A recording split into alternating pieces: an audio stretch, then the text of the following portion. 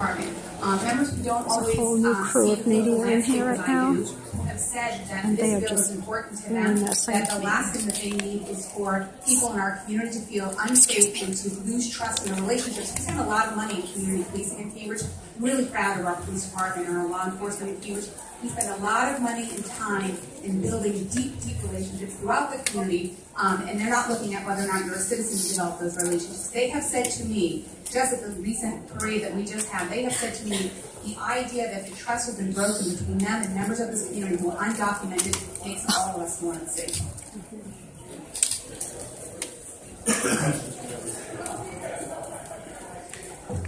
And more.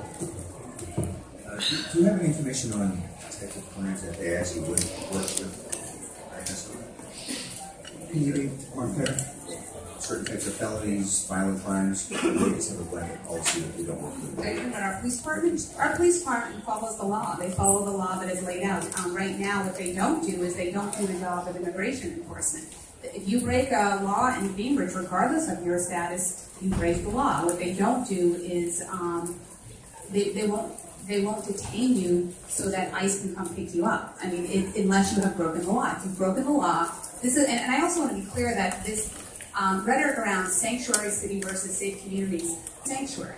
This is about ensuring that people who every day are doing their best, living their jobs, great citizens, contributing to our community, making safe choices for themselves and their neighbors, are not being ripped apart from their families and the communities that they've helped them.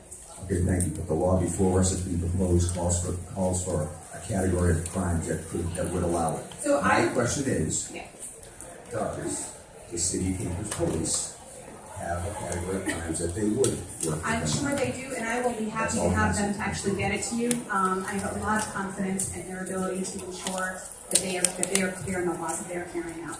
But I'd be happy to have someone talk to you directly as well. Thank you very much. Thank you, Senator. Well, I would venture to say that you have a lot of citizens on patrol in Cambridge because, God forbid, you crowd a bicycle instead of stoplight. Safety. Thank you very much. Sheriff Thomas Hodgson. Yeah.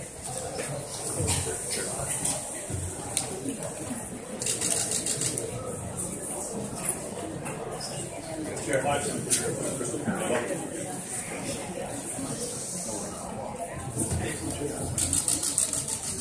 Thank you, Mr. Chairman, members of the committee. The role of government should be to protect its citizens and legal residents, to keep them as safe as possible.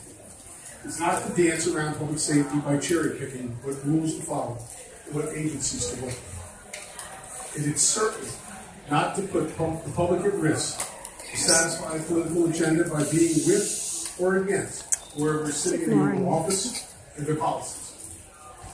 But that's exactly what this bill does. It aims to make Massachusetts a sanctuary state and cuts off lines of communications between local, state, and federal law enforcement. This is a public safety issue, and it is my sworn duty as a sheriff to do everything in my power to keep the citizens in my county and this state as safe as possible.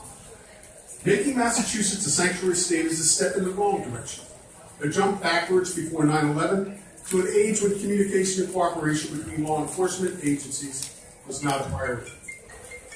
So let's just take a look beyond the legal jargon and look at this bill for what it is. A politically motivated piece of legislation that will block partnerships with federal law enforcement agencies and make it easier for criminal illegal immigrants to return to our neighborhoods instead of their home countries. And yes, I use the term sanctuary state freely in this testimony because that will be the result of this if this bill passes. A sanctuary community is one that has specific policies designed to limit and hinder federal law immigration enforcement. And that's exactly what this bill does. Human and sex trafficking, gang violence,